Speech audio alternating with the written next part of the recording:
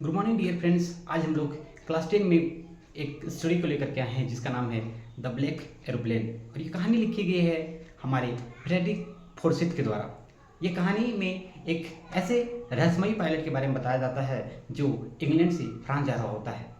जब वो जा रहा होता है तो उसका हवाई जहाज जो रहता है उसका नाम रहता है डेकोटा, और पूरा नाम है उसका डेकोटा DS-088। चूँकि वो फ्रांस जा रहा था इसीलिए, क्योंकि उसकी फैमिली वहीं रहती थी और वो अपने फैमिली के साथ ब्रेकफास्ट करना चाहता था, अपना छुट्टी बिताना चाहता था, इसलिए वो इंग्लैंड से फ्रांस की ओर जा रहा था। जब वो रास्ते में जा रहा था तो आगे ऊपर में जाने के बाद वो रास्ता पूछता है कि हेलो कंट्रोल रूम, क्या मेरी आवाज़ को सुन पा रहे हैं? तब तक बोलता हाँ हाँ बताइए बताइए। तो ये बोलता है कि इधर रास्ता है, तो उसको बताया जाता है कि इधर जाइए, ठीक है। तो वहाँ से वो अपना रास्ता मोड़ लेता है। कुछ देर के बाद आगे आसमान में पूरा काला काला दिखाई पड़ता है, इसको आगे कुछ भी नहीं दिखाई पड़ता है, लेकिन ये पूरा डर जाता है। कंपास को देखता है तो कंपास राउंड राउंड राउंड घूम रहा होता है। ये रेडियो में फिर से फ़ोन करता है कि हेलो हेलो, आप मेरी आवाज़ को सुन पा रहे हैं, लेकिन इस बार उस रेडियो से भी कोई रिप्लाई नहीं आता। अब ये पूरा सा डर जाता है कि करे तो करे क्या। तभी सोचता है कि थोड़ा सा टैंक को खोल के देखे कि कितना तेल बचा हुआ है, तो देखता है कि बहुत कम ही फ्यूल बचा हुआ है। अब ये और भी डर जाता है कि जाए तो जाए कहाँ, इस समय मेरा कौन मदद करेगा।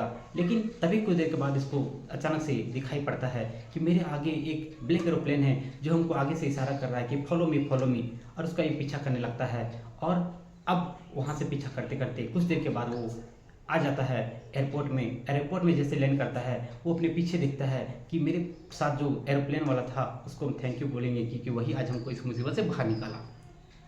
देखता है कि पीछे कोई एरोप्लेन है ही नहीं। तब वो जाता है कंट्रोल रूम ऑफिस में, पुलिस वहाँ पे एयरपोर्ट ऑफिस में, और वहाँ लेडी से पूछता है कि बताइए मेरे साथ आज जो दूसरा हवाई जहाज उड़ रहा था वो ब्लैक एरोप्लेन का पायलट कहाँ गया? तो बोला नहीं, आज की रात में कोई हवाई जहाज नहीं सब नहीं उड़ रहा था। शुरू में तो वो भी सरप्राइज हो जाती है, फिर बाद में हंसने लगती है, बोलते नहीं आज मैं जब रडार में दिख रही थी तब बस आप ही का हवाई जहाज उड़ रहा था, आज की रात में बस आप ही का हवाई जहाज उड़ी थी और आपके अलावा किसी का हवाई जहाज नहीं उड़ी थी। वो सरप्राइज हो जाता आखिर दूसरा था कौन।